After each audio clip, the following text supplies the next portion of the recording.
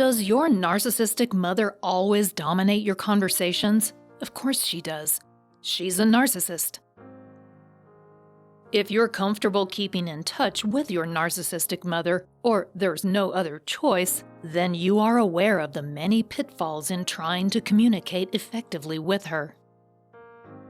Even just having a quick phone conversation with her can be psychologically disconcerting and emotionally exhausting. This means that you have to take charge, set boundaries, and know your limits. You must control the means and the methods of the communication.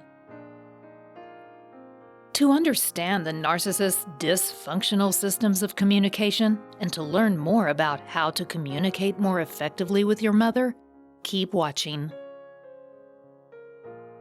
Number 1. How your mom communicates.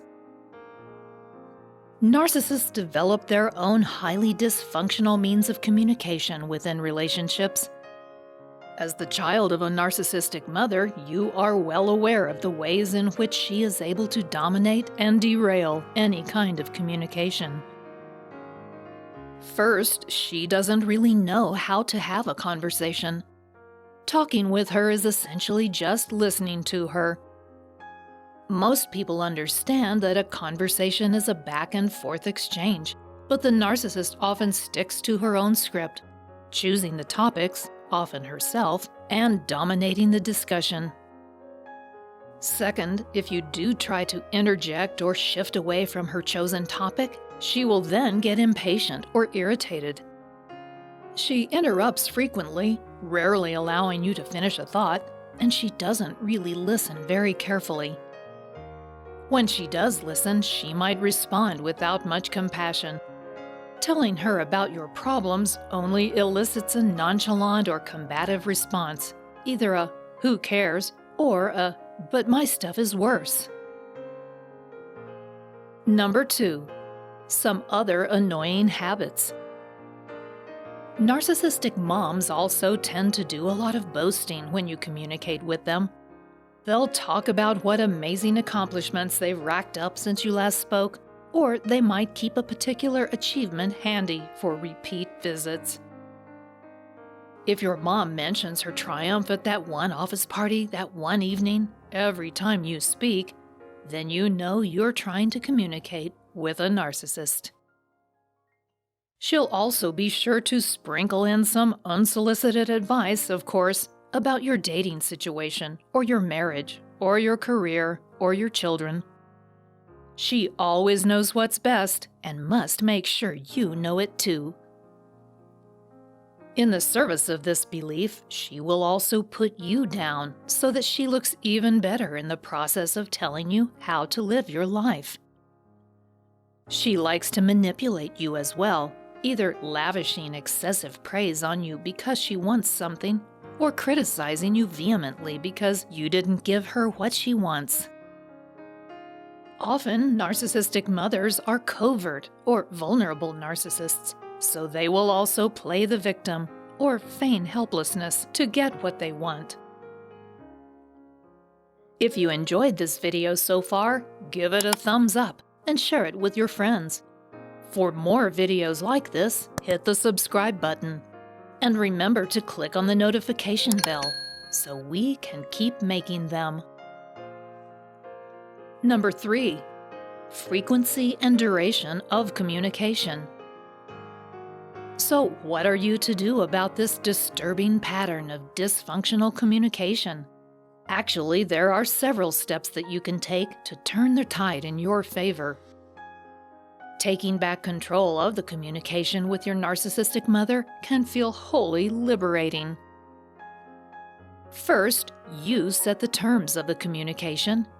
You decide how often you call or drop by, and you don't always or ever really have to pick up the phone when she calls or answer the door if she comes over unannounced.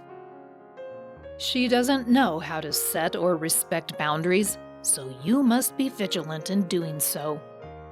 It may take effort at first, but the reward will be worth it. Second, you get to choose how long any conversation or visit is.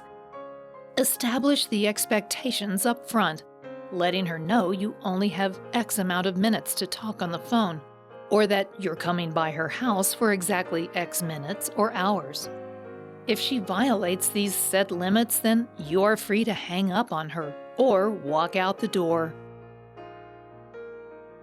Number 4. Timing of communication. The other action you are absolutely allowed to take is to determine when you communicate.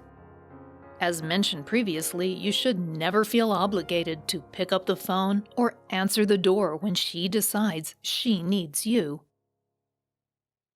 This is a boundary that if she is allowed to cross, she will fully take advantage of it.